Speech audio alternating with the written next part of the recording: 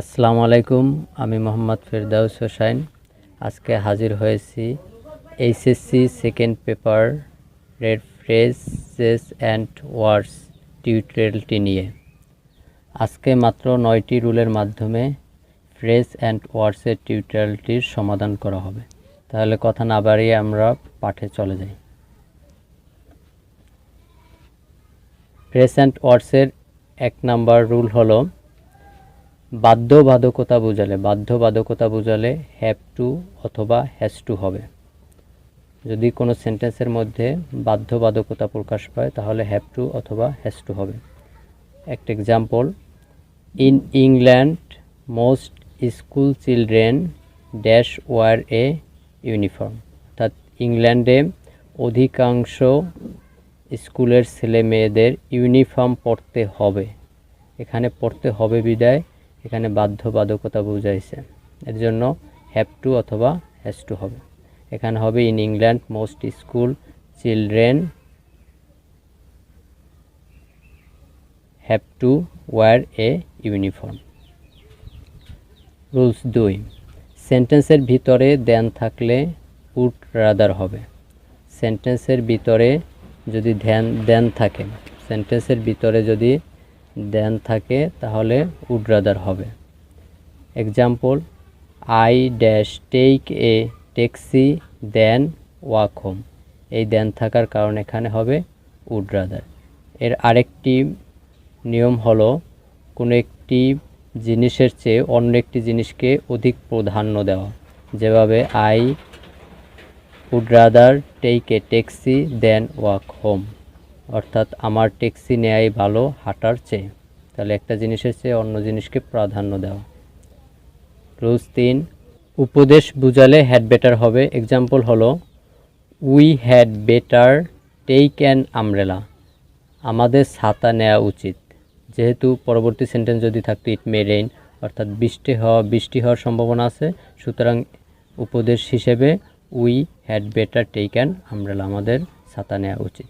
4 নম্বর রুলটি হলো সেন্টেন্সের ভিতরে ক্যান নট অথবা নেগেটিভ ভার্ব থাকলে, সেন্টেন্সের ভিতরে বলতে সাবজেক্টের পরে ক্যান নট অথবা নেগেটিভ কোনো ভার্ব থাকলে সেখানে লেট অ্যালং হবে। যেভাবে, আর লেট অ্যালং শব্দের অর্থ হলো দূরের কথা। আমরা একটা এক্সাম্পল দিই, আই ক্যান্ট অথবা can not remember the title of the book dash the details of the story. এখানে এই সাবজেক্ট আইএসআই এর পরে ক্যান নট হয়েছে, এর জন্য লেট অ্যালং হয়েছে। আর লেট অ্যালং শব্দের দূরের কথা অর্থ যদি বাংলা হিসেবে আমরা ধরি, I can not remember the title of the book. আমরা পারি না বইয়ের শিরোনাম মনে রাখতে। Let along the details of the story, গল্পের বিস্তারিত তো দূরের কথা। এভাবে আমরা সলিউশন করতে পারি। রুল নম্বর 5, খুব সংক্ষিপ্ত সময়ের পর বুঝালে অ্যাজ সুন অ্যাজ হবে। খুব সংক্ষিপ্ত সময়ের পর বুঝালে অ্যাজ সুন অ্যাজ হবে। Example, the tennis match restarted, the rain had stopped.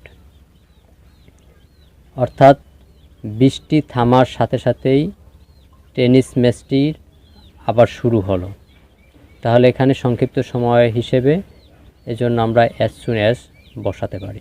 Rule নম্বর 6, এ ধরনের স্ট্রাকচার থাকলে প্রথম গ্যাপ প্লাস ক্লোজ থাকবে, সর্বশেষ প্রশ্নবোধক চিহ্ন থাকবে, অর্থাৎ নোট অফ ইন্টারোগেশন মার্ক থাকলে হোয়াট ইফ অথবা হোয়াট ইজ লাইক হবে। হোয়াট ইফ হবে যখন সাবজেক্ট ভার্ব থাকলে, সেন্টেন্সের ভিতরে সাবজেক্ট ভার্ব থাকলে হবে হোয়াট ইফ, আর সেন্টেন্সের ভিতরে যদি সাবজেক্ট ভার্ব না থাকে তাহলে হবে হোয়াট ইজ লাইক। এ ধরনের যদি স্ট্রাকচার থাকে। এক্সাম্পল, দি ড্যাশ প্রথম, তারপরে দি ট্রেন ইজ লেট। যেহেতু দি ট্রেন সাবজেক্ট আছে, ইজ ভার্ব আছে, এজন্য হোয়াট ইফ হয়েছে।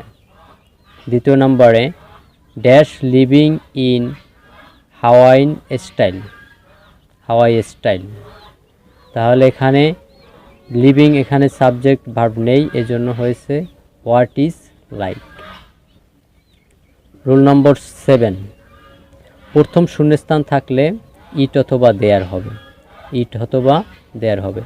যেভাবে আর ক্ষণস্থায়ী বা আপাতকালীন এভাবে থাকলে সাধারণত ইট হয়, যেভাবে it is easy to find fault, অর্থাৎ প্রথম শূন্যস্থান, এই জন্য আমরা ইট বসাইছি।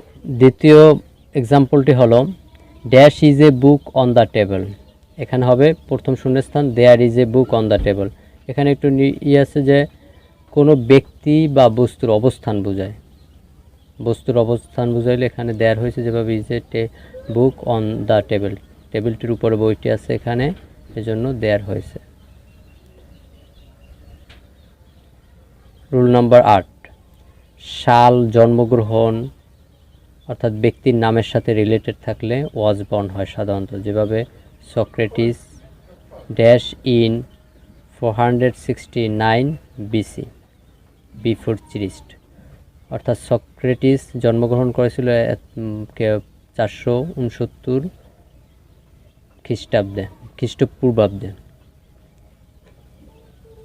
এজন্য এখানে ওয়াজ বাউন্ড হয়েছে। অ্যাজ ইফ অর্থ যেন, এখানে দুইটা রুলস হলো সাবজেক্ট প্লাস প্রেজেন্ট ইনডেফিনিট থাকলে তারপর প্লাস অ্যাজ ইফ বা অ্যাজ দো বসবে, গ্যাপে বসবে অ্যাজ ইফ অথবা অ্যাজ দো। পরবর্তী ক্লোজ হবে সাবজেক্ট প্লাস পাস্ট ইনডেফিনিট, অর্থাৎ প্রথম প্রেজেন্ট ইনডেফিনিট থাকলে পরবর্তী ক্লোজ পাস্ট ইনডেফিনিট থাকলে অর্থাৎ ড্যাশের ভিতরে অ্যাজ ইফ হবে। আবার দ্বিতীয় নম্বরে সাবজেক্ট প্লাস পাস্ট ইনডেফিনিট থাকলে প্রথম অ্যাজ ইফ বা অ্যাজ দো, পরে সাবজেক্ট প্লাস পাস্ট পারফেক্ট, অর্থাৎ প্রথম পাস্ট ইনডেফিনিট থাকলে এবং পরবর্তী ক্লোজ পাস্ট পারফেক্ট থাকলে ড্যাশে অ্যাজ ইফ বা অ্যাজ দো হবে।